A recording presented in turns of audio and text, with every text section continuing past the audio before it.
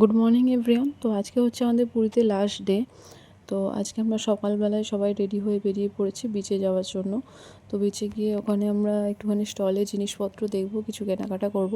আর তার সাথে আমরা আজকে সবাই মিলে একসাথে বিচে স্নান করব, অনেকক্ষণ বসেও থাকবো, যেহেতু আজকে চলে যাব। এরপর আবার কবে আসা হবে জানি না, হয়তো যখন ঠাকুর ডাকবে তবেই আসা হবে, তাছাড়া তো হয় না। তো যাওয়া যাক। তো এখন আমরা চলে এসেছি বিচে। তো এখানে ছানা পোড়া আর বিভিন্ন রকম মিষ্টি বিক্রি করছিল। তো আমরা এখানে ছানা পোড়া খাবো বলে কাকুকে দাঁড় করিয়েছি। এরপর আমরা সবাই মিলে ছানা পোড়া নিয়ে নিচ্ছি। তো যাই হোক, টেস্ট করা যাক কীরকম খেতে। শুনেছি এখানে ছানা পোড়া খুব ভালো হয় খেতে।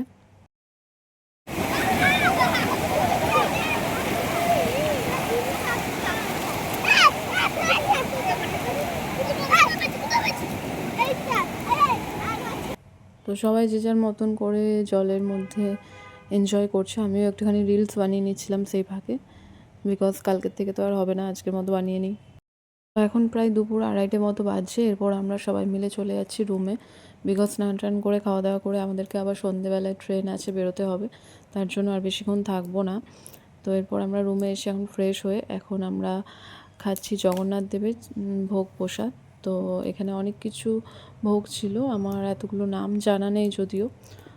রাইস ছিল, ডাল ছিল, 2-3 রকমের সবজি ছিল, মালপোয়া ছিল, রাবড়ি ছিল, অনেক রকম অনেক কিছু ছিল।